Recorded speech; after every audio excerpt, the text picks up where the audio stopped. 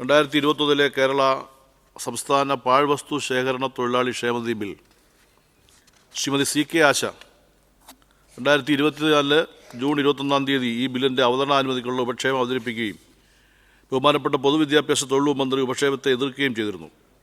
ചർച്ച പൂർത്തിയാകാത്തതിനാൽ ശ്രീമതി CK ആശ MLAക്ക് ചർച്ച തുടരാവുന്നതാണ്. Sir, ഈ തൊഴിലാളികൾ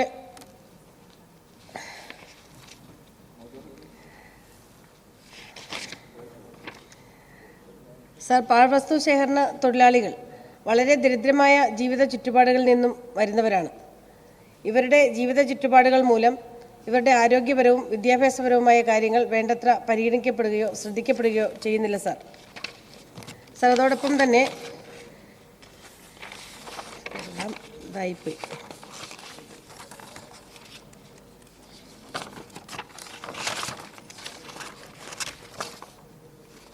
അതെല്ലാം അല്ലല്ല സർ, നമുക്കെല്ലാവർക്കും അറിയാവുന്ന പോലെ തന്നെ സമൂഹത്തിലെ ഏറ്റവും താഴെ തട്ടിൽ തൊഴിലെടുക്കുന്നവരാണ് സർ ഇവർ. സർ, നമുക്ക് എല്ലാവർക്കും ശ്രദ്ധയുള്ള ഒരു പക്ഷിയാണല്ലോ കാക്ക. കാക്കയെപ്പറ്റി ഒരു കവി എഴുതിയിട്ടുള്ള ഏറ്റവും മനോഹരമായ 2 വരികളുണ്ട്. ചീത്തകൾ കൊത്തി വലിക്കുകിലും ഏറ്റവും വൃത്തിയും വെടിപ്പുമുള്ളവർ എന്നാണ് കാക്കയെപ്പറ്റി എഴുതിയിട്ടുള്ള ഏറ്റവും മനോഹരമായ 2 വരികൾ. സർ, അതുപോലെ തന്നെയാണ് പാഴ്വസ്തു ശേഖരണ തൊഴിലാളികളെ പറ്റിയും നമുക്ക് പറയാനുള്ളത്.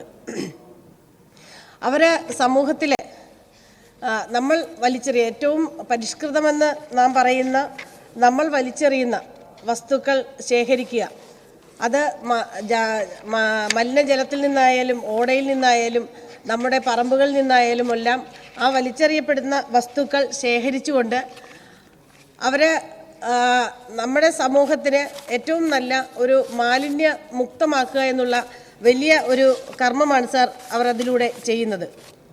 അപ്പം അത്തരത്തിലുള്ള തൊഴിലാളികൾക്ക് വേണ്ടി ഒരു ബില്ല് രൂപീകരിച്ചുകൊണ്ട് അവർക്കൊരു ക്ഷേമനിധി രൂപീകരിക്കുക എന്നുള്ളതാണ് ഞാൻ ഈ ഒരു ബില്ലിൻ്റെ അവതരണത്തിലൂടെ ലക്ഷ്യമാക്കുന്നത്. സാർ, നമുക്ക് എല്ലാവർക്കും അറിയാവുന്ന പോലെ തന്നെ പലപ്പോഴും ജീവിതത്തിൻ്റെ പാർശ്വവൽക്കരിക്കപ്പെട്ട് പോയിട്ടുള്ളതാണ് സാർ ഇവർ. ശുചിത്വ കേരളം, ഹരിത കേരളം, മാലിന്യമുക്ത കേരളം എന്ന ഗവൺമെൻറ്റിൻ്റെ നയങ്ങളോട് ഏറ്റവും കൂടുതൽ സഹായിക്കുന്നവരാണ് സാർ ഈ വിഭാഗം തൊഴിലാളികൾ. പലപ്പോഴും ഇവർ വൻകിട സ്ക്രാപ്പ് ശേഖരിക്കുന്ന ആളുകളുടെ ചൂഷണത്തിന് ഇടയാവുന്നുണ്ട് സാർ. സാർ, ഇവർ കൊണ്ട് ഈ വലിച്ചെറിയപ്പെടുന്ന വസ്തുക്കൾ പെറുക്കി അവരത് കഴുകി വൃത്തിയാക്കി അവർ ആ വൻകിട സ്ക്രാപ്പ് ശേഖരിക്കുന്ന ആൾക്കാർക്ക് കൊണ്ട് കൊടുത്തു കഴിഞ്ഞാൽ വളരെ തുച്ഛമായ തുക മാത്രമാണ് സാർ ഇവർക്ക് ലഭിക്കുന്നത്. പക്ഷേ അത് വിൽപ്പന നടത്തുന്ന ഈ വൻകിട ശേഖരിക്കുന്ന ആൾക്കാർ വളരെ വലിയ വിലയ്ക്ക് വിൽക്കപ്പെടുകയാണ്. അവർക്ക് അവിടെ കൊണ്ട് കൊടുക്കുന്നത് മൂലം വളരെ ചെറിയ തുക ഇവർക്ക് കിട്ടുന്നു എന്നതിനപ്പുറത്തേക്ക് യാതൊരു തരത്തിലുള്ള ആനുകൂല്യങ്ങളും അവർക്ക് കൊടുക്കാൻ തയ്യാറാകാത്തൊരു സാഹചര്യം കൂടി ഉണ്ട് സാർ. അപ്പോൾ അത്തരത്തിൽ വളരെ പരിഗണന ലഭിക്കേണ്ട ഒരു വിഭാഗം ജോലിക്കാരാണ് ഈ പാഴ്വസ്തു ശേഖരണ തൊഴിലാളികൾ എന്നുള്ളത് കൊണ്ടാണ് അവരെ ഈ ഗവൺമെൻറ് ഒരു പ്രഥമ പരിഗണന കൊടുത്തുകൊണ്ട് അവർക്ക് ക്ഷേമനിധി അനുവദിക്കുക എന്നുള്ള ഒരു കാര്യത്തിലേക്ക് എത്തുന്നതിന് വേണ്ടിയാണ് സാർ ഞാൻ ഈ ബില്ല് അവതരിപ്പിക്കപ്പെടുന്നത്. സാർ, ഒപ്പം തന്നെ നമുക്കറിയാം ഇവർക്ക് ഒരു രജിസ്ട്രേഷൻ സംസ്ഥാനത്തില്ല. എത്രത്തോളം തൊഴിലാളികൾ ഈ മേഖലയിൽ തൊഴിലെടുക്കുന്നു എന്നുള്ളതിൻ്റെ യാതൊരു വിധ രേഖകളും ഇന്ന് നമ്മുടെ സംസ്ഥാനത്തില്ല എന്നുള്ളത് പ്രധാനപ്പെട്ട ഒരു കാര്യമാണ്. സാർ, നമുക്കറിയാം ഇപ്പോൾ ഇങ്ങനെ രേഖകളില്ല എന്നുള്ളതിൻ്റെ പേരിൽ തന്നെ അല്ലെങ്കിൽ രജിസ്ട്രേഷൻ ഇല്ല എന്നുള്ള പേരിൽ തന്നെ അവരെ തൊഴിലാളികളായിട്ട് നമുക്ക് അംഗീകരിക്കാൻ സാധിക്കില്ല. ഇപ്പം ഞാൻ നേരത്തെ ഒരു ബില്ലിൽ ഇടപെട്ട് സംസാരിച്ചതുപോലെ തന്നെ സാർ, രാജ്യത്തെ തൊഴിൽ നിയമങ്ങളെല്ലാം മാറ്റി തൊഴിലാളികൾക്ക് വേണ്ടിയിട്ടുള്ള ഒട്ടേറെ നിയമങ്ങൾ ഈ നാട്ടിലുണ്ടായിരുന്നതാണ്. ഇന്ന് ആ നിയമങ്ങളെല്ലാം തന്നെ മാറ്റി എഴുതി അതിലെല്ലാം വെള്ളം ചേർത്തുകൊണ്ട് കേന്ദ്ര സർക്കാർ പുതിയ ലേബർ കോഡുകൾ രൂപീകരിക്കുമ്പോൾ നിലവിൽ നമുക്ക് കാലാകാലങ്ങളായി അല്ലെങ്കിൽ വർഷാവർഷങ്ങളായി തൊഴിലാളികൾ അനുഭവിച്ചുകൊണ്ടിരുന്ന പലതരത്തിലുള്ള ആനുകൂല്യങ്ങളോ അവകാശങ്ങളോ ഒക്കെ ഇല്ലാതെയാവുന്ന ഒരു കാലഘട്ടത്തിൽ കൂടിയാണ് സാർ നമ്മൾ ജീവിക്കുന്നത്. അത്തരത്തിലുള്ള ഒരു കാലഘട്ടത്തിൽ തൊഴിലാളികളായി പോലും അംഗീകരിക്കാത്ത ഇവരുടെ ജീവിത സാഹചര്യങ്ങളെപ്പറ്റി നമുക്ക് ചിന്തിക്കാവുന്നതിലും അപ്പുറമാണ് എന്നുള്ളതിൽ യാതൊരു സംശയവുമില്ല സാർ. അതുകൊണ്ട് തന്നെ ഇവരെ ഇവിടെ ഹരിതകർമ്മസേനയുടെയും അതിപ്പോൾ നമുക്ക് നമ്മുടെ സംസ്ഥാന സർക്കാരിൻ്റെ പ്രഖ്യാപിത നയങ്ങളായിട്ടുള്ള ശുചിത്വ കേരളം, അതോടൊപ്പം തന്നെ മാലിന്യമുക്ത കേരളം, ഹരിത കേരളം എന്നുള്ള പദ്ധതികൾക്ക് അനുകൂലമായ സാഹചര്യങ്ങൾ ഒരുക്കുന്നതിന് ഇപ്പം നമുക്കറിയാം നമ്മുടെ ഹരിതകർമ്മസേന എന്ന് പറയുന്നത് നമുക്കെല്ലാവർക്കും അഭിമാനമുള്ള കേരളത്തിൻ്റെ ഒരു സേനയാണ്. ഈ മാലിന്യമുക്ത നവകേരളത്തിലേക്ക് നമ്മുടെ സംസ്ഥാനത്തെ കൊണ്ടുവന്നെത്തിക്കുന്നതിൽ വളരെ അഭിമാനകരമായ പങ്കുവഹിക്കുന്ന സർ. പാഴ്വസ്തു ശേഖരിക്കുന്ന തൊഴിലാളികളെ സംബന്ധിച്ച് അങ്ങവിടെ സൂചിപ്പിച്ചതുപോലെ പ്രത്യേകമായ രജിസ്റ്ററും ഒരു നിബന്ധനയൊന്നും ഇല്ലാത്തതുകൊണ്ട് തന്നെ ഈ രംഗത്ത് ദുരുപയോഗം ചെയ്യുന്ന, അതായത് പാഴ്വസ്തു ശേഖരണത്തിൻ്റെ പേരിൽ നടന്ന് വീടുകളും മറ്റും കണ്ടുവയ്ക്കുക, മോഷണത്തിലേക്ക് പോവുക എന്നുള്ള സാമൂഹ്യ വിരുദ്ധ പ്രവർത്തനങ്ങൾക്ക് ഇത് വേദിയാക്കി മാറ്റുന്നത് അങ്ങയുടെ ശ്രദ്ധയിലുണ്ടോ? അതുകൊണ്ട് തന്നെ ഇത്തരം തൊഴിലാളികൾക്ക് ഒരു ജെന്യുവിനായിട്ടുള്ള രജിസ്ട്രേഷനും നിബന്ധനയും കൊണ്ടുവരണം എന്നുള്ള അങ്ങയുടെ നിർദ്ദേശത്തോട് ഞാൻ യോജിക്കുകയാണ്. ഈ കാര്യം കൂടി അങ്ങയുടെ ശ്രദ്ധയിലുണ്ടോ? ഇവിടെ ബഹുമാനപ്പെട്ട മുരളി MLA പറഞ്ഞ പോലെ ഞാനത് പറയാൻ കൂടിയാണ് കൈ ഉയർത്തിയത്. ഇവിടെ നേരത്തെ നമ്മുടെ ഹരിതകർമ്മസേനയെക്കുറിച്ച് നമ്മൾ അഭിമാനകരമായ സേനയാണ്. ഒരുപക്ഷേ നമ്മുടെ ഗവൺമെൻറ്റിന് അഭിമാനപൂർവ്വം ലോകത്തോട് പങ്കുവെക്കാൻ പറ്റുകയാണ്.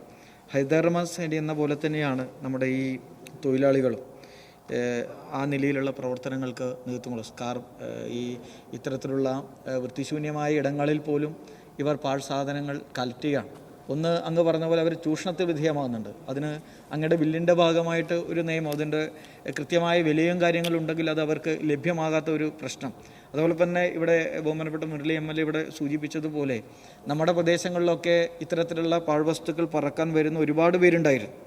പക്ഷേ അതിൽ നല്ല ആളുകളുണ്ടായിരുന്നു. പക്ഷേ ചില ആളുകൾ ഈ നിലയിലുള്ള മോഷണങ്ങളൊക്കെ നടത്താൻ തുടങ്ങിയതോടുകൂടി ഇവരെ പൂർണ്ണമായും വീടുകളിൽ നിന്ന് അകറ്റുന്ന ഒരു സമീപനം പൊതുവിൽ ഉയർന്നു വരികയുണ്ടായി.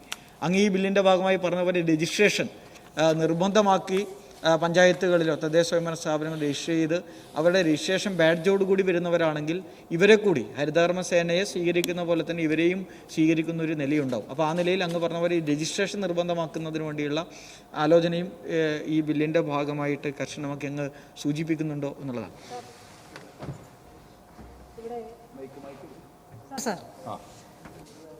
വളരെ ഇനീഷ്യേറ്റീവായി നമ്മുടെ സംസ്ഥാന ഗവൺമെൻറ് ഇപ്പോൾ ഹരിതകർമ്മസേന എന്ന് പറയുന്നത് കേരളത്തെ നാം ഏറ്റെടുത്ത ഈ പ്രവർത്തനം ലോകം അംഗീകരിക്കുന്ന ഏറ്റവും പ്രധാനപ്പെട്ട ഒരു സംഘടിതമായ സ്ത്രീ സേനയായി ഇതിനകം മാറിക്കഴിഞ്ഞിട്ടുണ്ട്. അപ്പോൾ ഈ പാഴ്വസ്തു ശേഖരണം എന്ന് പറയുന്നതിൻ്റെ അർത്ഥത്തിൽ ഒരു ഏറ്റവും മോഡേണൈസ്ഡ് ആയിട്ടുള്ള ഒരു തൊഴിൽ മേഖലയിലേക്ക് നമ്മൾ പരിവർത്തനപ്പെട്ടു എന്നുള്ളത് വലിയൊരു സന്തോഷകരമായ ഒരു കാര്യമാണ്. അതോടൊപ്പം തന്നെ സാർ പലപ്പോഴും അഴുക്ക് ജാലുകൾ ഇപ്പോൾ തിരുവനന്തപുരത്ത് തന്നെ നമ്മളന്ന് കണ്ടതാണ്. ആമയഴഞ്ചൻ തോടിൽ ജോയ് പോലുള്ള സുഹൃത്തുക്കൾ അവരുടെ ജീവൻ തന്നെ വെടിയുന്നൊരവസ്ഥയുണ്ടായി. അപ്പോൾ ഇങ്ങനെ ഈ പാഴ്വസ്തുക്കളോടൊപ്പം തന്നെ പല മലിനമായിട്ടുള്ള പ്രദേശങ്ങളിൽ അല്ലെങ്കിൽ അഴുക്ക് ജാലുകൾ ഉൾപ്പെടെ ക്ലീൻ ചെയ്യുന്ന മുനിസിപ്പാലിറ്റി കോർപ്പറേഷനൊക്കെ ആണെങ്കിൽ അവർ അവിടെ അംഗീകൃത തൊഴിലാളികളാണ്. അതല്ലെങ്കിൽ തന്നെയും നിരവധി ആളുകൾ ഈ മേഖലയിൽ തൊഴിൽ അന്വേഷകരായി മാറുന്നൊരു സ്ഥിതിവിശേഷം പലപ്പോഴും നമ്മൾ കാണാറുണ്ട്. അപ്പോൾ അവരെ കൂടി ഇതിൻ്റെ ഭാഗമായി ചേർത്ത് പിടിച്ച്, ഇതിപ്പോൾ ക്ഷേമനിധി ബില്ലായതുകൊണ്ട് തന്നെ സ്വാഭാവികമായി അതിനകത്ത് നമ്പേഴ്സ് ആരൊക്കെ ആവണമെന്നതിനെക്കുറിച്ചുള്ള വ്യക്തത ഉണ്ടാവുമല്ലോ. അപ്പോൾ അവരെയും കൂടെ അതിനകത്ത് കൂട്ടിച്ചേർത്ത് മുന്നോട്ട് പോകേണ്ട ഒരു അവസ്ഥയുണ്ടാവില്ലേ? ഒന്ന്. മറ്റൊരു വിഷയം എന്ന് വെച്ചാൽ ഈ പാഴ്വസ്തുക്കൾ നമ്മളിപ്പോൾ അങ്ങനെയല്ല പറയുന്നത്. It is considers A materials. ഇപ്പോൾ അടുത്ത കാലത്തായി നമ്മൾ വലിച്ചെറിയുന്ന ഓരോ കാര്യങ്ങളും മെറ്റീരിയലായിട്ട് അത് അസംസ്കൃത വസ്തുവായി മാറുകയാണ്. അപ്പോൾ ഇതിനെല്ലാം വാല്യുബിളാണ്, വാല്യൂ ആഡഡ് ആയിട്ടുള്ള പല കാര്യങ്ങളിലേക്ക് മാറ്റാൻ പറ്റും. അതിനൊക്കെ തന്നെ നമ്മുടെ മാലിന്യ സംസ്കരണവുമായി ബന്ധപ്പെട്ടുകൊണ്ടുള്ള ഒരു നെക്സ്റ്റ് സ്റ്റെപ്പ് എന്ന് പറയുന്നത് റീസൈക്കിൾ മേഖലയിലും റീയൂസ് ചെയ്യാൻ പറ്റുന്ന അസംസ്കൃത വസ്തുക്കളായി മാറുകയാണ്. അപ്പോൾ ഇതൊക്കെ അങ്ങനെ ഏറ്റെടുക്കപ്പെടുമ്പോൾ ഈ തൊഴിലാളികളുടെ വാല്യൂ കൂടുകയാണ്. അപ്പോൾ ഇങ്ങനെ നിർമ്മിക്കപ്പെടുന്ന സ്ഥാപനങ്ങളുടെ തൊഴിലുടമസ്ഥകളിൽ നിന്ന് അവർക്ക് ലഭ്യമാകുന്ന ക്ഷേമനിധിയുടെ വിഹിതം ഉൾപ്പെടെ വലിയ തോതിൽ ശേഖരിക്കാൻ ഇതിൻ്റെ ഭാഗമായി കഴിയില്ലേ എന്നൊരു അഭിപ്രായം രേഖപ്പെടുത്തും. 2021 കേരള സംസ്ഥാന പാഴ്വസ്തു ശേഖരണ തൊഴിലാളി ക്ഷേമനിധി ബിൽ ബഹുമാന്യയായിട്ടുള്ള അംഗം ശ്രീമതി ആശ ഇവിടെ അഭിമാനപൂർവ്വം അവതരിപ്പിക്കുകയാണ്.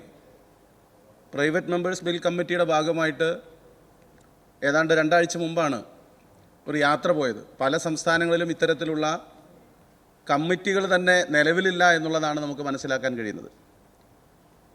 കേരളത്തിൽ പുതിയ ആധുനികമായ കേരളത്തിൻ്റെ പ്രശ്നങ്ങളെ കണ്ടുകൊണ്ട് അത് പരിഹരിക്കാനും അതിനുതകുന്ന നിലയിലുള്ള നിർദ്ദേശങ്ങൾ ബില്ലായി തന്നെ അവതരിപ്പിക്കാനും എല്ലാം മുൻകൈയെടുത്ത അംഗത്തെ പ്രത്യേകമായി അഭിനന്ദിക്കുകയാണ്. സർ, ഈ മേഖലയിൽ നമുക്ക് തൊഴിലെടുക്കുന്ന ആളുകളെ അവർക്ക് തൊഴിൽ കാർഡ് നൽകുന്നതിനും ആ നിലയിൽ സമൂഹത്തിൽ അവർക്ക് അംഗീകാരം നൽകുന്നതിനുമെല്ലാം ആവശ്യമായിട്ടുള്ള പ്രവർത്തനങ്ങൾ ഏത് നിലയിലാണ് മുന്നോട്ട് പോവുക എന്നതിനെ സംബന്ധിച്ച് അങ്ങ് കൂടുതൽ വ്യക്തമാക്കാമോ എന്നുകൂടി ഇതിൻ്റെ ഭാഗമായി ചോദിക്കുകയാണ്. സർ, ഇവിടെ ബഹുമാനപ്പെട്ട അംഗങ്ങൾ പറഞ്ഞ കാര്യങ്ങളെല്ലാം വളരെ പ്രസക്തമാണ്. സർ, അതിൽ ശാന്തകുമാരി MLA പറഞ്ഞ ഒരു കാര്യം, വളരെ മാലിന്യം നിറഞ്ഞ ഒരു അന്തരീക്ഷത്തിലുള്ള നമ്മുടെ ആമേഴഞ്ചാൻ തോട്ടിൽ ശുചീകരണ തൊഴിലാളി മരിച്ചപ്പോൾ നമ്മളെല്ലാവരും വളരെ ഹൃദയഭേദകമായിട്ടാണ് ആ കാഴ്ചകൾ, പിന്നീട് അവിടെ നടന്ന ഓരോ സംഭവ വികാസങ്ങളും നമ്മളെല്ലാവരും കണ്ടിരുന്നത്. സർ, തകഴിയുടെ തോട്ടിയുടെ മകൻ നമ്മളെല്ലാവരും വായിച്ച് ആ ഒരു കാലഘട്ടത്തിലെ ആ വിഭാഗത്തിലെ ജനങ്ങളുടെ ജീവിതം എത്രത്തോളം ദുരിതപൂർണ്ണമായിരുന്നു, അല്ലെങ്കിൽ ആ വിഭാഗത്തിലെ ജനങ്ങളുടെ ജീവിത സാഹചര്യങ്ങൾ എത്രത്തോളം ദുരിതപൂർണ്ണമായിരുന്നു എന്ന് നമ്മളെല്ലാവരും മനസ്തവിച്ചിട്ടുള്ളതാണ്. പക്ഷേ ഈ കാലഘട്ടത്തിൽ പോലും ഈ ഇത്രയും പ്രബുദ്ധമായ വിദ്യാഭ്യാസം കൊണ്ടും സാംസ്കാരിക ഉന്നതി കൊണ്ടും എല്ലാം പ്രബുദ്ധരായ ഈ സമൂഹത്തിൽ പോലും ഇത്തരത്തിലുള്ള ആൾക്കാർ ഇന്നും ജീവിക്കുന്നുണ്ട് എന്നുള്ളത് നമ്മളെ യഥാർത്ഥത്തിൽ ലജ്ജിപ്പിക്കേണ്ടതും അവർക്ക് അതുകൊണ്ട് തന്നെ അവർക്ക് അവരുടെ ജീവിത സാഹചര്യങ്ങൾ മെച്ചപ്പെട്ടതാകുന്നതിന് വേണ്ടിയിട്ടുള്ള സൗകര്യങ്ങൾ ചെയ്തു കൊടുക്കേണ്ടതും ആണ് എന്നുള്ളതും ഈ ബില്ലിൻ്റെ ഒരു പരിഗണനയിലേക്ക് വരേണ്ട ഒരു വിഷയം തന്നെയാണ് എന്ന് സൂചിപ്പിക്കുവാനാണ് ഞാൻ ആഗ്രഹിക്കുന്നത്. ഒപ്പം തന്നെ ഇവിടെ വിജിനും മുരളി MLAയും എല്ലാം പറഞ്ഞതുപോലെ തന്നെ ഞാൻ ഈ ബില്ലിൻ്റെ ഭാഗമാക്കി സൂചിപ്പിച്ചിട്ടുള്ള ഒരു പ്രധാനപ്പെട്ട കാരണം തന്നെയാണ് രജിസ്ട്രേഷൻ നിർബന്ധമാക്കുക എന്നുള്ളത്. സാർ, ഇവർക്ക് ഞാൻ പറഞ്ഞു വന്ന വിഷയം അത് തന്നെയാണ്. ഈ രജിസ്ട്രേഷൻ ഇല്ല എങ്കിൽ ഇവരെ തൊഴിലാളികളായി പോലും അംഗീകരിക്കാത്തൊരു സാഹചര്യം വരികയും ഇപ്പോൾ നിലവിൽ നമുക്ക് നഷ്ടപ്പെട്ടുകൊണ്ടിരിക്കുന്ന തൊഴിലവകാശങ്ങൾ അതുമൂലം യഥാർത്ഥത്തിൽ തൊഴിലാളികളായി അംഗീകരിക്കപ്പെട്ടിട്ടുള്ളവർ പോലും വളരെയേറെ ജീവിതം ദുസ്സഹമാകുന്ന ഒരു സാഹചര്യത്തിൽ തൊഴിലാളികളായി പോലും അംഗീകരിക്കാത്ത ഇവരുടെ ജീവിത സാഹചര്യങ്ങളെപ്പറ്റി നമുക്കെല്ലാവർക്കും ചിന്തിക്കാവുന്നതിന് അപ്പുറമാകുമെന്നുള്ളതിലും യാതൊരു സംശയവുമില്ല സാർ. അതുകൊണ്ട് തന്നെ ഇവരെ തൊഴിലാളികളായി അംഗീകരിക്കുക, രജിസ്ട്രേഷൻ നിർബന്ധമാക്കുക എന്നുള്ളത് വളരെ പ്രധാനപ്പെട്ട ഒരു കാര്യമാണ്. സാർ, ഞാൻ പറഞ്ഞു വന്ന മറ്റൊരു കാര്യം എന്ന് പറയുന്നത്, ഹരിതകർമ്മസേന നമ്മുടെ നാടിൻ്റെ ലോകത്തിൻ്റെ തന്നെ മാതൃകയായി കേരളം ഉയർത്തിക്കൊണ്ടുവന്ന കേരളത്തെ കേരളത്തിൻ്റെ മാലിന്യം മുക്തമാക്കി ഹരിതമയമാക്കിയൊക്കെ നിലനിർത്തുന്നതിന് വേണ്ടിയിട്ടുള്ള വലിയൊരു സേന തന്നെയാണ് സാർ. അവർ വീടുകളിൽ വന്ന് ആ സേന പ്രവർത്തനം ആരംഭിക്കുമ്പോൾ നമുക്കെല്ലാവർക്കും അറിയാം അവരെ ഈ കേരള സമൂഹം യഥാർത്ഥത്തിൽ അംഗീകരിച്ചിരുന്നില്ല സാർ. അവർക്ക് കൊടുക്കുന്ന യൂസർ ഫീ ഇനത്തിലും അവരെ അത്തരത്തിലുള്ള പല പരാമർശങ്ങളുടെ പേരിലും അവരെല്ലാവരും വളരെയേറെ പഴി കേൾക്കേണ്ടി വന്ന സാഹചര്യങ്ങളൊക്കെ ഉണ്ടായിട്ടുണ്ട്. പക്ഷേ ഗവൺമെൻറ്റിൻ്റെ നയത്തിൻ്റെ ഭാഗമായി നമ്മൾ മാലിന്യമുക്ത നവകേരളം പ്രഖ്യാപിക്കുന്നതിൻ്റെ അടിസ്ഥാനത്തിൽ ഓരോ നിയോജക മണ്ഡല അടിസ്ഥാനത്തിൽ ഉണ്ടായിട്ടുള്ള കമ്മിറ്റികളും അതിനെ തുടർന്നുണ്ടായിട്ടുള്ള അതിൻ്റെ പ്രവർത്തനങ്ങളുമെല്ലാം ജനങ്ങളിലേക്ക് അവരുടെ പ്രവർത്തനങ്ങളെ കൂടുതൽ എത്തിക്കുന്നതിനും അവർ നടത്തുന്ന വലിയൊരു സേവനം ഈ നാടിന് വേണ്ടി ഈ വരുന്ന തലമുറകൾക്ക് വേണ്ടിയുള്ള വലിയൊരു സേവനമാണ് എന്ന് ബോധ്യപ്പെടുത്തിയതിൻ്റെ അടിസ്ഥാനത്തിലാണ് സാർ ഇന്ന് അവർക്ക് അത്തരത്തിലുള്ള വലിയ അന്ന് തുടങ്ങിയ സമയത്തുള്ള അത്രയും വലിയ പ്രശ്നങ്ങൾ ഓരോ വീടുകളിൽ ചെല്ലുമ്പോഴോ സ്ഥാപനങ്ങളിൽ ചെല്ലുമ്പോഴോ കേൾക്കേണ്ടി വരാത്തൊരു സാഹചര്യം ഉണ്ടായിട്ടുള്ളത്. പക്ഷേ സാർ, നമുക്ക് മനസ്സിലാക്കുന്നതും നമുക്കറിയാവുന്നതുമായിട്ടുള്ളൊരു കാര്യം എന്ന് പറഞ്ഞാൽ ഹരിതകർമ്മസേന നമുക്കറിയാം കൃത്യമായി നമ്മുടെ വീടുകളിലും ഓഫീസുകളിലും ഉണ്ടാകുന്ന പ്ലാസ്റ്റിക്കും അത്തരത്തിലുള്ള മറ്റ് വസ്തുക്കളും നിർമ്മാർജ്ജനം ചെയ്യേണ്ട വസ്തുക്കളും അവർ ക്ലീൻ ചെയ്ത് നമ്മൾ ശേഖരിക്കുമ്പോൾ ഒരു യൂസർ ഫീ വാങ്ങി അവർ ആ ദൗത്യം അവർ വളരെ ഭംഗിയായി പൂർത്തീകരിക്കുകയാണ്. അത് ഈ നാടിന് ചെയ്യുന്ന വലിയ സേവനമാണ് സാർ. പക്ഷേ ഈ പാഴ്വസ്തു ശേഖരണ തൊഴിലാളികളെ സംബന്ധിച്ചിടത്തോളം ഒരിക്കലും അത്തരത്തിലല്ല. അവർ വീടുകളിൽ ചെല്ലുമ്പോൾ പലപ്പോഴും ആട്ടി ഓടിക്കുന്ന സന്ദർഭങ്ങളുണ്ടാകും. അവർ ഉണ്ടാകുന്നുണ്ട്. നമ്മൾ തന്നെ അവരെ എന്തോ ഒരു വലിയ തെറ്റ് ചെയ്യാൻ അല്ലെങ്കിൽ മോശം അവരുടെ വേഷവിധാനങ്ങൾ നമുക്കറിയാം. അവരുടെ ജീവിത സാഹചര്യങ്ങൾ കൊണ്ട് നല്ല വസ്ത്രമൊന്നും ധരിച്ച് അവർക്ക് എക്സിക്യൂട്ടീവ് വസ്ത്രത്തിലൊന്നും പാഴ്വസ്തു ശേഖരിക്കാനായിട്ട് ഒരു വീട്ടിലേക്ക് വരാൻ പറ്റില്ലല്ലോ സാർ. അപ്പോൾ അവരുടെ വേഷവിധാനങ്ങൾ തന്നെ ഒരാളെ ഐഡൻറ്റിഫൈ ചെയ്തുകൊണ്ട് അത് എന്തോ മോശം കാര്യത്തിന് വന്നിരിക്കുന്നു എന്നുള്ള തരത്തിൽ നമ്മൾ ജനങ്ങൾ ആട്ടിപ്പായിക്കുന്ന ഇവിടെ ഒന്നുമില്ല പൊയ്ക്കോളൂ എന്ന് പറഞ്ഞ് ആട്ടിപ്പായിക്കുന്ന ഒരവസ്ഥയിലേക്ക് വരുമ്പോൾ ഇവർ ചെയ്യുന്ന എന്താണ് സാർ, നമ്മൾ പരിഷ്കൃത സമൂഹം എന്ന് വിശ്വസിക്കുന്ന നമ്മൾ വലിച്ചെറിയുന്ന വസ്തുക്കൾ അതെവിടെയാണ് വലിച്ചെറിയുന്നത് സാർ? നമ്മുടെ ചുറ്റുപാടുകളിൽ, ജലാശയങ്ങളിൽ, അത്തരത്തിലുള്ള സ്ഥലങ്ങളിലേക്ക് നമ്മൾ വലിച്ചെറിയുന്ന വസ്തുക്കൾ അവർ വന്ന് ശേഖരിച്ച് ഈ നാടിനെ മാലിന്യമുക്തമാക്കുകയാണ് സാർ. അവർ ചെയ്യുന്ന എത്രയോ വലിയ കാര്യമാണ് എന്ന് നമുക്കെല്ലാവർക്കും ഊഹിക്കാവുന്നതേ ഉള്ളൂ. അത് ഈ നാടിന് വേണ്ടി, ഈ പരിസ്ഥിതിക്ക് വേണ്ടി, പ്രകൃതിക്ക് വേണ്ടി, നമ്മുടെ ശുദ്ധമായ ജലസ്രോതസ്സുകൾക്ക് വേണ്ടിയെല്ലാം അവർ നടത്തുന്ന ഈ സേവനത്തെ ഗവൺമെൻറ് മുന്നിൽ കണ്ടുകൊണ്ട് അവരെ സംരക്ഷിക്കുന്നതിന് വേണ്ടിയിട്ടുള്ള ചില കാര്യങ്ങൾ ഈ ബില്ലിൻ്റെ ഭാഗമായി ചെയ്തു തരണം, ഈ ബില്ല് അംഗീകരിച്ചുകൊണ്ട് ചെയ്തു തരണമെന്നാണ് ഞാൻ ഇതിലൂടെ ഗവൺമെൻറ്റിനോട് അഭ്യർത്ഥിക്കുന്നത്. സാർ, അവർ തൊഴിലാളികളല്ല എന്നുള്ള കാരണം കൊണ്ട് തന്നെ അവർക്ക് ഒരു പെൻഷൻ പദ്ധതിയിലേക്ക് അവരെ കൊണ്ടുവരാൻ സാധിക്കുന്നില്ല. 60 വയസ്സ് നമുക്കറിയാം, ഒരു പ്രായം കഴിഞ്ഞവരാണ് പലപ്പോഴും ഈ പാഴ്വസ്തു ശേഖരണത്തിന് വേണ്ടി. സാർ, ഇവരുടെ പ്രശ്നങ്ങൾ പറയുമ്പം നമുക്ക് ഈ സേവന വേതന വ്യവസ്ഥകളിലൊന്നും ഇവരെ കൊണ്ടുവരാനായിട്ട് പറ്റില്ലല്ലോ. പക്ഷേ ഇവർക്കൊരു നല്ല ഇൻഷുറൻസ് പരിരക്ഷ മെൻഷൻ ചെയ്തിരുന്നു. അത് കുറച്ചുകൂടി ഒരു കാര്യക്ഷമമായിട്ട് ചെയ്യേണ്ടതല്ലേ? കാരണം ഇവർ ചെയ്യുന്ന ക്ലേശകരമായ ജോലി വെച്ച് നോക്കുമ്പോൾ അപകട സാധ്യതയുള്ളതും രോഗം ഉണ്ടാവാൻ ആയിട്ടുള്ള സാഹചര്യങ്ങളാണ്. അതുപോലെ നമ്മുടെ നിയമസഭാ ഹോസ്റ്റലിലടക്കം നമ്മുടെ ശുചീകരണ തൊഴിലാളികൾ വരുമ്പോൾ പലപ്പോഴും അവർക്ക് ഗ്ലൗസോ അങ്ങനെയുള്ള സുരക്ഷാ ക്രമീകരണങ്ങളൊന്നും ഉള്ളതായിട്ട് കാണുന്നില്ല സാർ. അപ്പോൾ അത്തരത്തിലുള്ള നമ്മളുടെ മുന്നിൽ വരുന്നവരുടെ വരെ നമ്മൾ ശ്രദ്ധിക്കുമ്പോൾ പലപ്പോഴും അങ്ങനെ കൊടുക്കുന്നതായിട്ട് കാണുന്നില്ല. അപ്പോൾ ഏറ്റവും കൂടുതൽ ശ്രദ്ധ, ഏറ്റവും കൂടുതൽ പേയ്മെൻറ്റ് കൊടുക്കേണ്ടതും അത് ഈ പറഞ്ഞ പോലെ സേവന വേതന വ്യവസ്ഥകളുടെ ഭാഗമായിട്ടല്ല, ഇപ്പോൾ ഡെയിലി വേജസ് ആണെങ്കിൽ പോലും ഏറ്റവും കൂടുതൽ വേതനം കൊടുക്കേണ്ടതും ഏറ്റവും കൂടുതൽ സുരക്ഷാ ക്രമീകരണങ്ങൾ ഒരുക്കി കൊടുക്കേണ്ടതും. കാരണം അവരുടെ ജീവനും വിലയേറിയതാണ്. അപ്പോൾ അവരെ ഏറ്റവും കൂടുതൽ പരിഗണന കൊടുക്കേണ്ട ഒരു വിഭാഗവുമല്ലേ എന്ന് അങ്ങ് കൂട്ടിച്ചേർക്കുമോ? സാർ, ബഹുമാനപ്പെട്ട അംഗം പറഞ്ഞത് വളരെ പ്രധാനപ്പെട്ട ഒരു കാര്യമാണ് സാർ. സാർ, നമുക്ക് മുൻപ് പത്രമാധ്യമങ്ങൾ റിപ്പോർട്ട് ചെയ്ത ഒരു വാർത്തയുണ്ട്. സ്ക്രാപ്പ് എടുക്കുന്ന സമയത്ത് ബോംബ് പൊട്ടി അവരുടെ കൈ നഷ്ടപ്പെട്ട ഒരു വാർത്ത നമ്മളെല്ലാവരും പത്രമാധ്യമങ്ങളിലൂടെ വായിച്ചിട്ടുണ്ടാണ്. എന്ത് ഇൻഷുറൻസ് ആണ് സാർ അവരുടെ ജീവിതത്തിന് നമുക്ക് കൊടുക്കാനാകുക? അപ്പോൾ അവർക്കറിയില്ല നമ്മുടെ പരിസരത്ത് കിടക്കുന്ന ഒരു ടിന്നോ അല്ലെങ്കിൽ അങ്ങനെ എന്തെങ്കിലും കുപ്പിയോ എന്തോ ആണ് എന്ന് പറഞ്ഞ് അവരെടുക്കുമ്പോൾ അത് പൊട്ടുകയാണ്, സ്ഫോടനം ഉണ്ടാവുകയാണ്. അപ്പോൾ അവരുടെ ജീവന് വളരെയേറെ ഭീഷണി അത്തരത്തിലുള്ള സാഹചര്യങ്ങളൊക്കെ ഉണ്ടാകുന്നുണ്ട്. അതുകൊണ്ട് തന്നെ തീർച്ചയായും അവർക്ക് ഇൻഷുറൻസ്, ഇവിടെ ബഹുമാനപ്പെട്ട അംഗം സൂചിപ്പിച്ച ആ ഒരു കാര്യം, ഇൻഷുറൻസ് എന്നുള്ളത് വളരെ പ്രധാനപ്പെട്ട ഒരു കാര്യമായി തദ്ദേശ സ്വയംഭരണ സ്ഥാപനങ്ങളിലൂടെ എങ്കിലും അത് നടത്താനുള്ള ഒരു സാഹചര്യം ഉണ്ടാകണം. ഒപ്പം തന്നെ അവരുടെ മക്കളുടെ, ഞാൻ പറഞ്ഞു വന്ന പെൻഷൻ്റെ ആനുകൂല്യങ്ങളാണ് സാർ. അവരെ ഒരു തൊഴിലാളികളായി അംഗീകരിക്കുന്ന പക്ഷം മാത്രമാണ് അവർക്കൊരു പെൻഷൻ ആനുകൂല്യം കൊടുക്കാൻ സാധിക്കുള്ളൂ. 60 വയസ്സ്, ഏതാണ്ട് 60 വയസ്സിനോടൊക്കെ അടുക്കുന്ന സമയത്താണ് മറ്റ് തൊഴിലുകൾ ചെയ്യാൻ പറ്റാത്തൊരു സാഹചര്യം കൂടി അവർക്കുണ്ടാകുമ്പോഴാണ് വലിയ കനപ്പെട്ട തൊഴിലുകൾ ചെയ്യാൻ ആരോഗ്യപരമായി സാഹചര്യമില്ലാത്ത സന്ദർഭത്തിലാണ് പലപ്പോഴും അവർ പാഴ്വസ്തുക്കൾ ശേഖരിക്കുന്ന ഒരു തൊഴിലിലേക്ക് പോകുന്ന സാഹചര്യങ്ങൾ ഉണ്ടാകുന്നത്. അപ്പോൾ അത് ഏതാണ്ട് 55-60 വയസ്സിനോട് അടുത്തവരായിരിക്കും ഉറപ്പായിട്ടും ആ തൊഴിലിൽ കൂടുതലായിട്ട് വരിക. അപ്പോൾ അതുകൊണ്ട് തന്നെ അവർക്ക് ഒരു പെൻഷൻ, അത് ഈ 60 വയസ്സിന് ശേഷം അവർക്ക് തൊഴിലെടുക്കാൻ പറ്റാത്തൊരു സാഹചര്യത്തിലേക്ക് വരുമ്പോൾ ഇവരുടെ ജീവിതം എങ്ങനെയാണ് സാർ? അവർ ജീവിതത്തിൽ യാതൊരു സമ്പാദ്യവും ഇല്ലാത്തവരായിരിക്കാം. അവർക്ക് അവരുടെ ജീവിത സാഹചര്യത്തിൽ മറ്റ് ജീവിത മാർഗങ്ങളൊന്നും ഇല്ലാത്തവരായിരിക്കാം. അവരുടെ കുട്ടികൾക്ക് വിദ്യാഭ്യാസം കൊടുക്കുക ഉൾപ്പെടെയുള്ള കാര്യങ്ങൾക്ക് വേണ്ടിയിട്ടായിരിക്കാം ഇവർ ഈ കൂടുതൽ ഇത്തരത്തിലുള്ള തൊഴിലിലേക്ക് വന്നിട്ടുള്ളത്. അപ്പോൾ അവരുടെ മുന്നോട്ടുള്ള ജീവിതം എങ്ങനെയാണ് സാർ നയിക്കാൻ പറ്റുക? അവർക്ക് മരുന്ന് വാങ്ങിക്കുകയോ അല്ലെങ്കിൽ മറ്റ് ഇതര കാര്യങ്ങളൊക്കെ, ഒരു മനുഷ്യനാകുമ്പോൾ എന്തെല്ലാം കാര്യങ്ങളുണ്ടാവും, പക്ഷേ അവർക്ക് അതിനുള്ള സാമ്പത്തികമായ ഒരു പിന്തുണ കൊടുക്കുക എന്നുള്ളത് ആ സാഹചര്യത്തിൽ വളരെ പ്രധാനപ്പെട്ട ഒരു കാര്യമാണ് എന്നുള്ളത് കൊണ്ട് തന്നെ 60 വയസ്സ് കഴിഞ്ഞ പാഴ്വസ്തു ശേഖരണ തൊഴിലാളികൾക്ക് ഒരു പെൻഷൻ സ്കീം ഉണ്ടാക്കുക എന്നുള്ളത് വളരെ പ്രധാനപ്പെട്ട ഒരു കാര്യമായി പറയുവാൻ ഞാൻ ആഗ്രഹിക്കുകയാണ് സാർ. അതോടൊപ്പം തന്നെ നമുക്കറിയാം, ക്ഷേമനിധിയിൽ അംഗമായിട്ടുള്ള അംഗങ്ങളുടെ, കേരളത്തിലെ നിരവധിയായിട്ടുള്ള ക്ഷേമനിധികളുള്ള ഒരു സംസ്ഥാനമാണ് സാർ കേരളം. അപ്പോൾ അതുകൊണ്ട് തന്നെ ക്ഷേമനിധിയിൽ അംഗങ്ങളായിട്ടുള്ളവരുടെ മക്കൾക്ക് വിദ്യാഭ്യാസ ആനുകൂല്യങ്ങൾ ഉള്ള നിരവധിയായിട്ടുള്ള സ്കീമുകളുണ്ട്.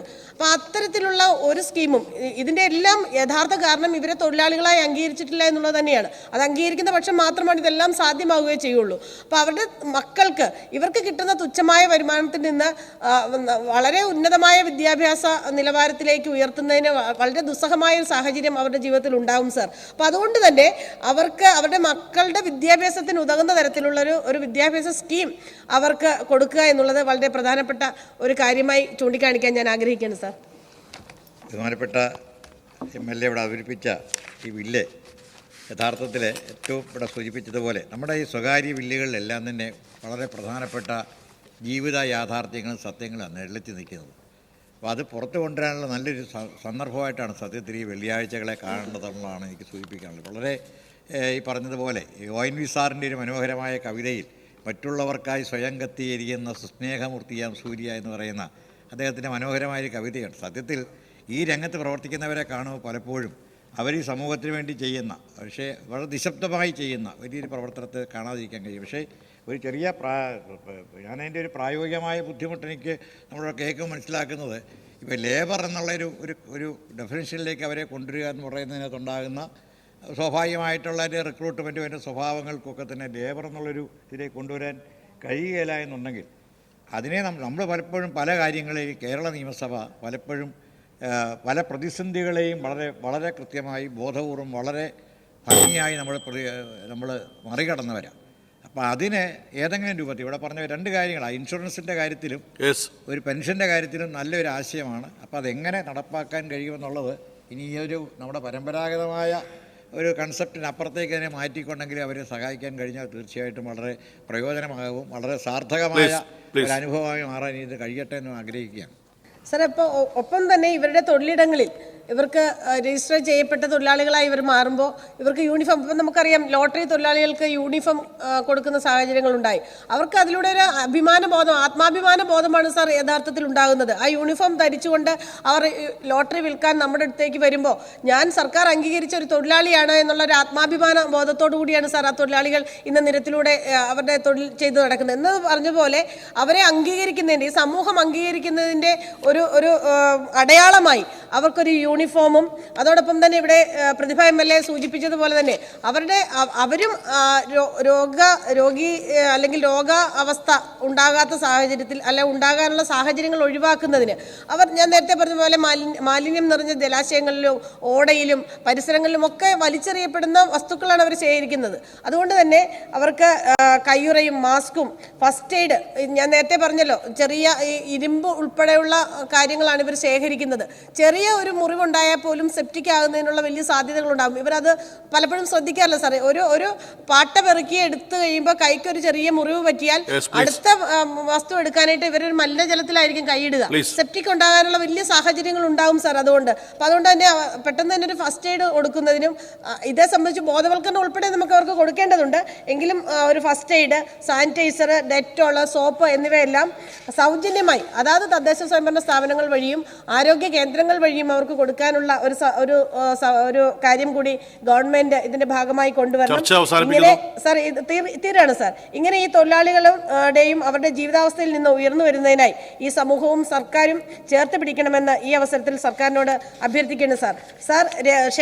ക്ഷേമനിധി രൂപീകരണത്തിൽ ഇന്ത്യക്ക് ആകെ മാതൃകയായ സംസ്ഥാനമാണ്. വിവിധങ്ങളായ തൊഴിലാളികളെ ചേർത്ത് പിടിക്കുന്നതിന് വേണ്ടി അവർക്ക് ക്ഷേമനിധികൾ രൂപീകരിച്ചുകൊണ്ട് സംസ്ഥാനം ഇന്ത്യക്ക് ആകെ മാതൃകയാണ് സാർ. ഈ അത്തരത്തിലുള്ള ഒരു സംസ്ഥാനത്ത് അനേകം പേർ ഈ പാഴ്വസ്തു ശേഖരണത്തിൽ തൊഴിൽ ഏർപ്പെട്ടിരിക്കുന്നു എന്നത് മുൻനിർത്തിക്കൊണ്ട് അവർക്ക് വേണ്ടി ഒരു ക്ഷേമനിധി രൂപീകരിച്ചുകൊണ്ട് ഈ ബില്ലിൽ ആവശ്യപ്പെട്ടിട്ടുള്ള കാര്യങ്ങൾ അംഗീകരിച്ച് അവരെ ഒരു തൊഴിലാളികളായി അംഗീകരിക്കുന്ന ഒരു സമൂഹമായി ഈ കേരള സമൂഹം മാറണമെന്ന വിനീതമായ അഭ്യർത്ഥന ഈ സഭയ്ക്ക് മുൻപാകെ വെച്ചുകൊണ്ട് ഞാൻ ഈ ബില്ലിലുള്ള ചർച്ച അവസാനിപ്പിക്കുന്നു സാർ.